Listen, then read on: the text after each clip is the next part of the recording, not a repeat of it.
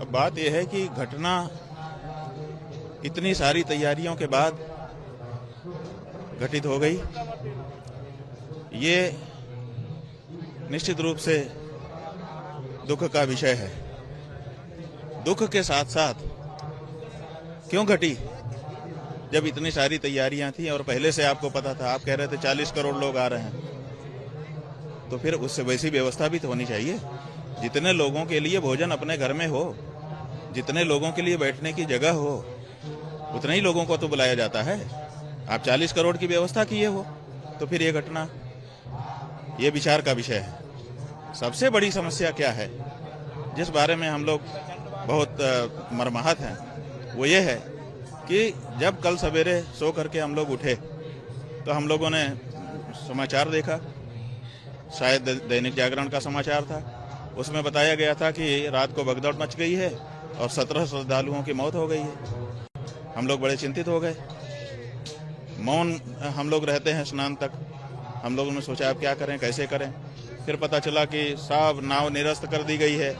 जो हम लोगों के स्नान के लिए व्यवस्था बनाई गई थी, प्रशासन के द्वारा समाचार आया कि वो सब निरस्त कर दी गई है, अब कुछ नहीं हो सकता है। तो हमको लोगों को लगा कि घटना तो जो बताया गया सही है। फिर हम लोग प्रतीक्षा करते रहे। 10 बजे के करीब, 10 साढ़े 10 जो भी रहा हो समय, मुख्यमंत्री जी का बयान आया। मुख्यमंत्री जी ने कहा कि कुछ रात को भगदड़ हुई है, ऐसे घटना हो गई, कुछ लोग घायल हुए हैं, गंभीर रूप से घायल हुए हैं, और अफवाहों पर ध्यान न दें। फिर उनका ट्विटर आया। ट्विटर पर उन्होंने लिखा कि अफवाहों पर ध्यान न दें। पहले भी उनका एक ट्विटर आया था, उस पर भी सवेरे लिखा था कि अफवाहों पर ध्यान न दें। उससे पहले उनका एक ट्विटर आया था जिसपे उन्होंने मौनी अमावस्या की सबको बधाई दी थी। तो जब हम लोग सवेरे उठे तो अखबार कह रहा था कि रात को भगदड़ हुई है, कुछ लोगों की मृत्यु हो गई है। मुख्यमंत्री जी का जो ट्विटर है वो कह रहा था मौनी अमावस्या की बधाई। उसके बाद फिर थोड़ी देर बाद उनका आता है कि अफवाहों पर ध्यान न दें, और उनका नाम लेकर के सभी चैनल दिखा रहे थे, जिसपे जाओ समाचार जानने की कोशिश करने पर कि अफवाहों पर ध्यान न दें। अफवाहों पर हम लोगों को लगा कि अफवाह रही होगी, वही आजकल तो बना लेते हैं दूसरे अखबार का। फिर हम लोग जो है सोच रहे थे क्या करें। फिर उनका जब वक्तव्य ही आ गया और उन्होंने किसी भी मृत्यु का उल्लेख नहीं किया, तो हम लोगों को लगा कि ये अफवाह थी, गलत बात है, मुख्यमंत्री जी को बदनाम करने के लिए किया जा रहा है। जब वो स्वयं बोल रहे हैं कि कुछ लोग घायल हैं, गंभीर रूप से घायल हैं, उनका इलाज हो रहा है, किसी मृत्यु की चर्चा उन्होंने अपने वक्तव्य में नहीं की। तो हम लोग फिर निकल पड़े कि भाई जब कोई मृत्यु नहीं हुई है, घटना हो गई है, सब संभाले हुए हैं, तो चलो स्नान करते हैं। हम स्वयं पुरी के द्वारका के शंकराचार्य जी महाराज, श्रृंगेरी पीठ के शंकराचार्य जी महाराज से अनुरोध हमने किया कि अब चला जाए, स्नान करें। हम लोग जाकर के स्नान किए। अब आप बताइए कि मुख्यमंत्री ने धोखा किया कि नहीं हमारे साथ। फिर उन्होंने अखाड़े कुल वालों से बात किया कि सब ठीक है, उन्हीं के वक्तव्य का प्रभाव रहा कि उस पहले अखाड़ों ने रद्द कर दिया था कि हम स्नान नहीं करेंगे, बाद में अखाड़े सारे संत महंत सब स्नान किए। आपने हमको धोखा में रखा कि कोई मृत्यु नहीं हुई है। हिंदू धर्म में ये नियम है कि जब परिवार में कोई मर जाता है, विशेष करके ऐसी घटनाओं में, भोजन नहीं करता है कोई। हम कल एक दिन उपवास नहीं रख सकते थे उनके लिए जो चले गए, आपने उससे हमको वंचित कर दिया। हमको आपने ऐसा आभास करा दिया कि अफवाह चल रही है, कोई कैजुअलिटी नहीं हुई है, कोई मृत नहीं हुआ है। तो इतना बड़ा धोखा संत समाज के साथ, इतना बड़ा धोखा संत सनातनियों के साथ, इतना बड़ा धोखा हम लोगों के साथ कैसे इन्होंने कर दिया, क्यों कर दिया? अखाड़े की पीड़ा ज्यादा है कि आपने देश के सामने झूठ क्यों बोला, सनातनियों के सामने झूठ क्यों बोला? झूठा मुख्यमंत्री, क्या कारण है? क्यों इतनी बड़ी जब घटना हो गई थी तो आप क्यों छुपा रहे थे? तो इस बात की पीड़ा ज्यादा है कि जो घटना हुई वो तो हो गई, लेकिन इन्होंने उसको छुपाने का प्रयास किया। अब तो छुपाए रहे, अब शाम को जाकर के बोलते हैं कि वो हो गया है। आप पूरे दिन आपको पता ही नहीं था, दुनिया बता रही थी, आपको पता ही नहीं था। तो आज सबसे बड़ी जो हम लोगों के मन में पीड़ा है वो ये है कि हमारा मुख्यमंत्री झूठा है। वो इस बात की पीड़ा है कि वो हमारे साथ घटना घटती है, हम ही से छिपा लेता है, और हमको हमारे जो मृतात्मा है उनके प्रति संवेदना व्यक्त करने के लिए, उपवास तक रखने के लिए मौका नहीं दिया इस व्यक्ति ने। तो हम तो कहते हैं कि ऐसे मुख्यमंत्री को कुंभ पर्व रहते रहते इस्तीफा दे देना चाहिए। ये नहीं है पद के काबिल, ये जनता से झूठ बोलता है। जो सच्ची बात है, घटना घट गई, उसको सामने रखो कि भाई ये हो गया है। कहाँ नहीं घटना घट जाती है, किसी भी जगह पर घटना घट सकती है। गलती सही बाद में उसका विचार होता है। घटना घट गई, लेकिन उसको छुपाना कि नहीं ऐसी कोई बात नहीं है, ऐसा आभास देना कि सब अफवाह है, सब अफवाह है, ये कहाँ तक उचित है। हम तो सबसे बड़ी पीड़ा इस समय ये हो गई है, बहुत बहुत मनमाहत है। जांच के लिए न्यायिक आयोग गठित किया गया। भाई न्यायिक आयोग से क्या लेना देना है? पहले तो ये बताएं, वक्तव्य दें कि इन्होंने झूठ किस आधार पर बोला। क्यों नहीं बताया गया जनता को? कल सवेरे से सबसे पहला उनका ट्वीट आया, हमने देखा, क्योंकि हम लोग उन्हीं पे भरोसा कर रहे थे कि मैं मुख्यमंत्री जी देख रहे हैं, जो घटना होगी वही बताएंगे। जैसे ही मीडिया में आने लगा, सोशल मीडिया में, कि भगदड़ हुई है, मृत्यु हुई है, तो हम लोगों ने सोचा कौन एकदम प्रामाणिक कौन होगा। हमने प्रामाणिक मुख्यमंत्री को समझा। उनका ट्विटर देखते रहे, जो एक्स आजकल हो गया है, उस एक्स को देखते रहे कि उस पे व्यक्ति स्वयं बोलता है तो स्वाभाविक है वो तो सही बोलेंगे। उन्होंने पहले मौनी अमावस्या की बधाई दी, 3 पैराग्राफ लिख करके, 3 बड़े पैराग्राफ लिखे उन्होंने और बधाई दी। इससे लगा कि भाई ये तो अच्छे से बधाई दे रहे हैं, कोई दिक्कत नहीं है, इनको तो हर जानकारी हो गई। उसके कुछ देर बाद फिर उनका आया और उसमें भी 2-3 पैराग्राफ लिखे और अंत में लिखा एक लाइन में, अफवाहों पर ध्यान न दे। तो लगा कि भाई कुछ अफवाहें हैं, उनका खंडन कर रहे हैं, घटना नहीं घटी है। और फिर 10 बजे तो उनका वक्तव्य ही आ गया, 10:30 बजे। तो अब ये सवाल है कि ये क्यों सच जो घटना घट गई थी उसको छुपा क्यों रहे थे? अधिकारियों की लापरवाही है, कहीं ना कहीं लापरवाही नहीं है। जो कुछ हुई होगा वो तो जांच से पता चलेगा कि किसकी लापरवाही है या किसकी गलती है या कोई षड्यंत्र है, क्या है, ये सब जांच से पता चलेगा। अभी जो बात है वो ये है कि मुख्यमंत्री जो घटना घट गई थी उसके बारे में छुपा क्यों रहे थे? अगर मृत्यु हुई थी तो फिर इन्होंने क्यों ये आभास कराया कि अफवाह है, कुछ भी मृत्यु नहीं हुई है? ये सबसे बड़ा सवाल है। पूरा दिन छिपाए रहे, अखाड़ों को स्नान करने के लिए कहा, अखाड़े भी पहले तो उन्होंने मरमाहत होकर के निरस्त कर दिया था कि भाई हम उस राजसी रूप में जैसे हम जाकर के स्नान करते हैं हम नहीं करेंगे। उनके मन की संवेदना प्रकट हो रही थी ना उन मृतात्माओं के लिए। आपने उस पर ब्रेक लगा दिया, आपने कहा कि नहीं ऐसी अफवाह है, तो सब लोग स्नान करने गए, हम लोग स्वयं स्नान करने के लिए गए और उसके बाद भोजन किया।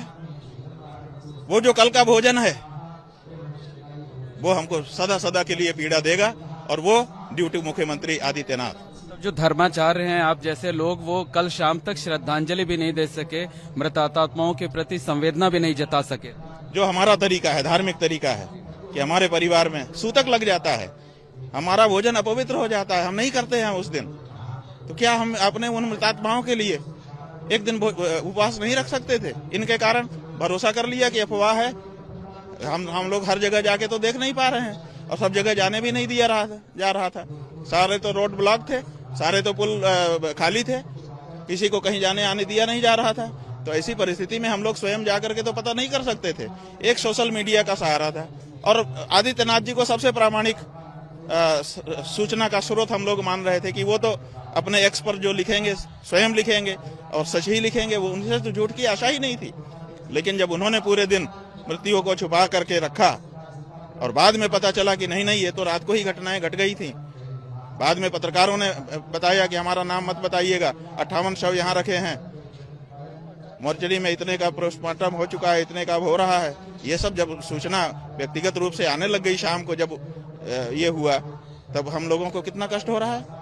जी एक अंतिम प्रश्न ये है कि इस तरीके का, अभी तो मेला लगभग 1 महीने है, 26-27 दिन है, इस तरीके की घटनाएं दोबारा ना हो, इसके लिए क्या सुधार किए जाने?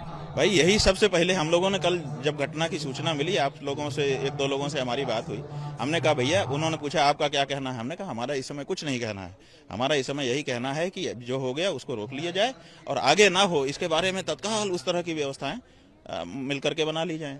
अब यही बात कही गई, कुछ भी नहीं कहा हम लोगों ने कल, क्योंकि वक्त की वही जरूरत थी।